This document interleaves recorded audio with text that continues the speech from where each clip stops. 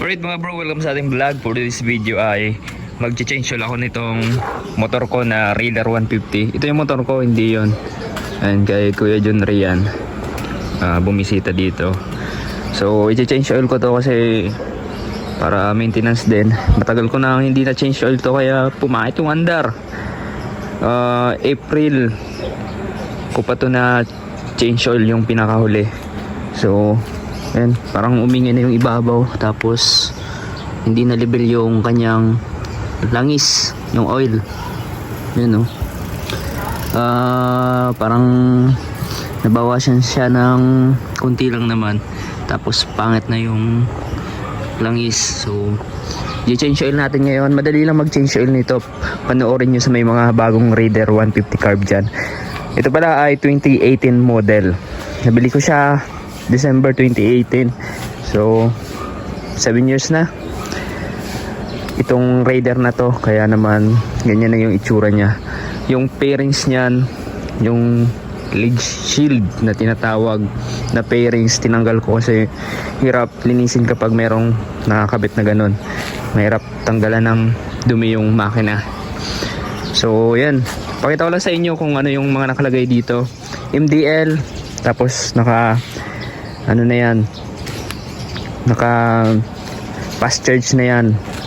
Tapos RCB foot shifter, foot pegs na kulay pula, magpa 5 years na rin yan.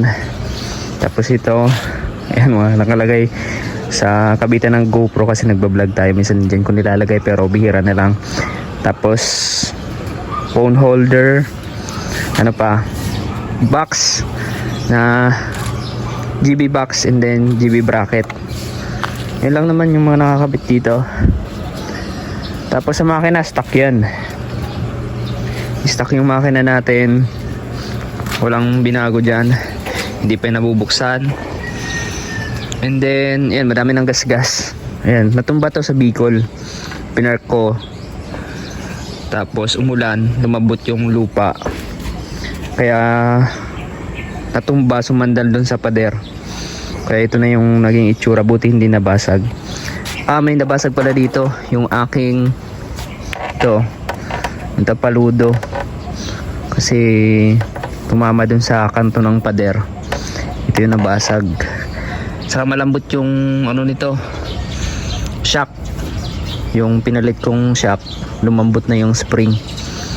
So marami na rin akong pinalitan dito, pero yung mga ipinalit ko ay genuine pa rin para pang daily use, para tumagal. So ayan yung motor natin, yan yung kay Kuya John rin na motor Raider. Para yung model lang yan, para yung kulay, tapos walang hugas yan, hindi na hugasan yan, hindi na nililinisan. Maubos na yung langis, oh.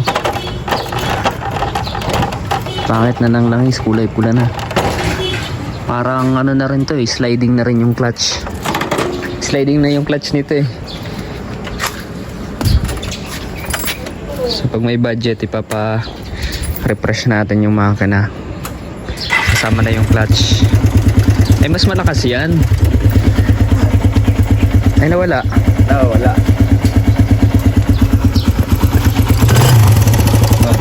Lakas. Pero pag uminit na siya, nawawala.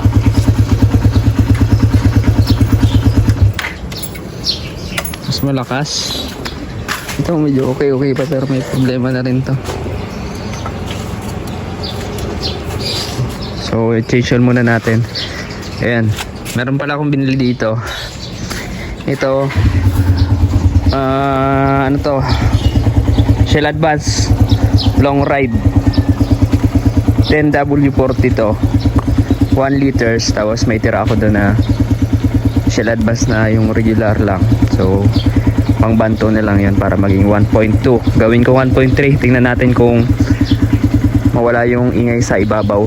Kasi pag kunti yung langis, maingay. Dahil kunti lang yung na susupply dun sa sa heads niya. Pero pag madami, ayan, may pumapasok pati ibabaw. Huwag lang sobra kasi natatapon lang sa air cleaner, bumabalik. Kasi meron pa tong ito. Yan, oh. Pag sobra yung langis mo, pasok lahat yan, babalik dun sa air cleaner. And then kakainin ng makina yung buga ng tambutso mo, mausok. Kaya wag naman sobra, yung tama lang. Saka yung andar niya parang pigil pag sobra yung langis na nilagay niyo. So tamang katamtaman lang. So ako 1.2 to 1.3 yung nakarga ko pag nag-change oil. So yan, ayusin lang natin to. Yung nasa lata, Oo. Madali siyang lumapot. Ay, hindi lumapot yung ano. Nawag dito ng ano. Wala yung biscuit. Pangit to. Grabe itim na oh. Wow. So yan, tinanggal na natin yung oil filter. Ayan oh. Hindi pala naka-record. Ito yung takip niya. So madali lang naman, 3 tornilyo. Tapos tingnan nyo yung oil seal, yung o-ring, pati yung sa loob, kung maganda pa or pangit na. Kung pangit na, palitan nyo na. Mura lang naman yan. Makakabili kayo nyan sa shop. Tapos ito, so March ko siya change oil bago ako umuwi ng probinsya nung Holy Week. So anong buwan na ngayon? December na. April, May, June, July, August, September, October, November, December. Halos 8-9 na buwan nang hindi na-change oil. Ngayon lang na-change oil. Kaya yung langis, kung makikita nyo, ito, ang pangit. Sana mawala yung ingay dun sa ano, sa ibabaw pag change oil. Kung hindi na kaya sa change oil, baka yan, kailangan i-refresh. Alright mga bro, pwede na to. So ayan, bumaba na yung langis. Pero may mga natira dyan, hindi yan basta-basta mauubos. Mas maganda kung kinaumagahan, saka nyo tanggalan ng langis para nasa baba yung langis.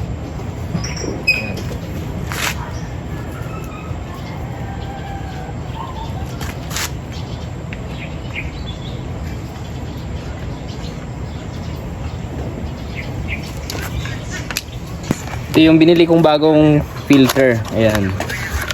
So hindi siya genuine, aftermarket parts lang. So ayan. So hindi na ako magpapalit ng o-ring kasi okay pa naman to. Lagay lang natin yan.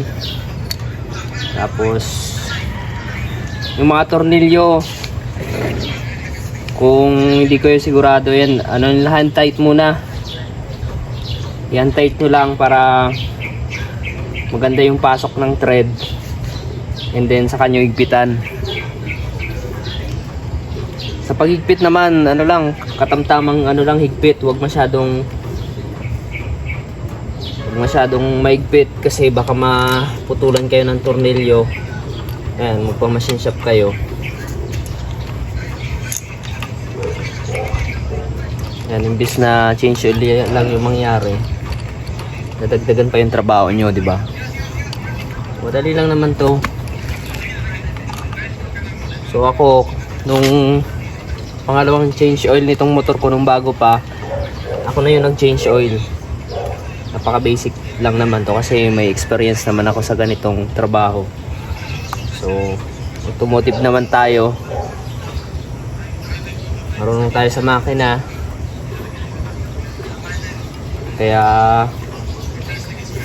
tayo na lang, diba? So kahit hindi kayo mekaniko, kaya nyo itong gawin. Manood lang kayo sa tutorial sa internet. Ayan, makakuha nyo yung basic. Okay na yan. Yung drain plug na lang dun sa kabila, kabit natin, tapos lagyan na natin ng langis.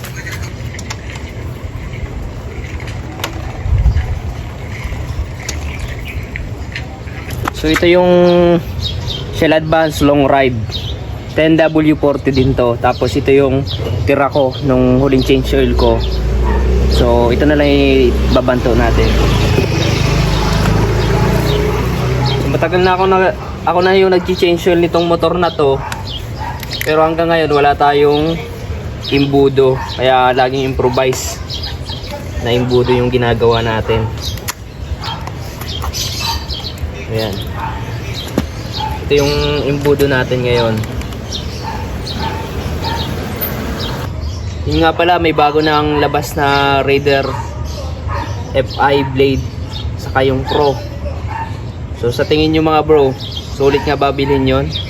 Or dito pa rin tayo sa old model? Wala kasi akong pambili. So ito na yung idagdag natin. Parang panis na.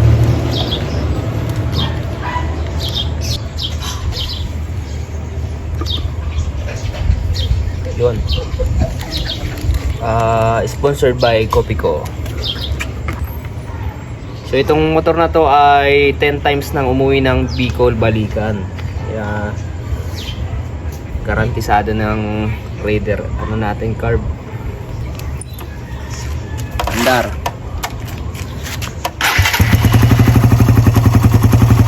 Yun. Tapos pag napandar natin ng mga 3 minutes, tingnan ulit natin yung mga tinanggal natin, yung takip ng filter saka yung drain plug kung may tumatagas or wala. Double check ba? Tapos punasan na lang natin para walang nag-drip na langis. Parinig ko sa inyo yung tunog. Ayan o. Kumakalansing. So yan mga bro. Ayan, tapos na natin i-change oil yung Raider 150 carb. At maraming salamat sa panonood. Kung nagustuhan nyo itong video na to, paki-like, share at mag-subscribe na sa ating YouTube channel vlog. Ayan, Jay Loco.